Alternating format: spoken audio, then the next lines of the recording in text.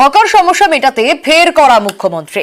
নবান্ন থেকে এবার তার বার্তা, হকার বসিয়ে তোলাবাজি করলে গ্রেপ্তার করা হবে। তৃণমূলের নেতা হন বা পুলিশ, কাউকে রেয়াত করা হবে না।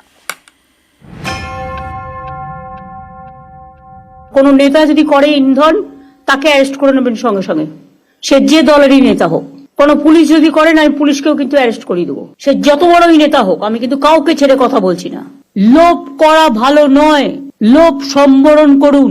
এক্ষেত্রে লোকাল যারা আছে নেতা পুলিশ, তারা সবচেয়ে বেশি দায়ী। কলকাতায় হকার রাজ, উত্তর থেকে দক্ষিণ ফুটপাথে হকারদের দৌরাত্ম্য। অভিযোগ তোলা নিয়ে হকার বসান নেতারা, টাকা যায় পুলিশের পকেটেও। এসব বন্ধ করতে বৃহস্পতিবার নবান্ন থেকে হুঁশিয়ারি দেন মুখ্যমন্ত্রী। হকার নেতাদের টাকা দিলেই চাঁদা তুলবে আর ইচ্ছা মতো ডালা বসিয়ে দেবে, হকার নেতারাও কিন্তু এই আইনের মধ্যে পড়বেন, এটা মাথায় রাখবেন।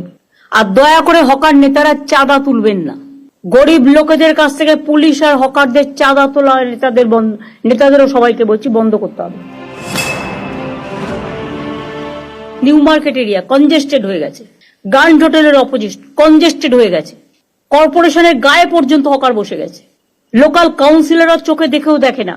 যেমন হাতিবাগান, রাস্তা নেই, রাস্তাটা দখল হয়ে গেছে। এতে আমাদের কাউন্সিলরদেরও অনেক দোষ আছে। তারা ভাবে দিয়ে দিলাম, টাকা কিনে নিলাম, মাসে চাঁদা পেলাম, না, হবে না। আপনার যা নির্দেশ দিয়েছেন প্রশাসন এবং মেয়র সাহেব এবং দেবাশিস কুমার ডেপুটি মেয়র, সকলে আমরা স্বচ্ছ ভাব। এই শোনো, এরা যদি করতেই পারতো তাহলে আজকে আমাকে আর তোমাদের নিয়ে বসতে হতো না। সরি, তোমরা করতে পারোনি, তোমরা ফেল করেছো, তাই আজকে আমাকে বসতে হচ্ছে। পুলিশের মধ্যেও আমি দেখছি ইদানিং একটা লোভ বেড়ে গেছে। ভাবছি আমি তো 2 বছর ওসি আছি, যতটা পারি করিনি। এবার থেকে যদি কোনো পুলিশ ইন্ধন দেয়, সঙ্গে সঙ্গে আমি তাকে সরিয়ে দেবো। আর যে ভালো কাজ করবে তাকে আমি পুরস্কার দেবো। গভর্নমেন্ট কিন্তু ইচ্ছে করলে যে কোনো কারো চাকরির ব্যাপারে অ্যাকশন নিতে পারে।